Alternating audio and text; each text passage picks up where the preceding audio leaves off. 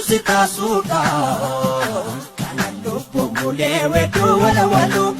Jirenyi widita Asila bena gamba manangalo Budayo sinyaro Moni parcho marabu elagalaga Ikayo siyamu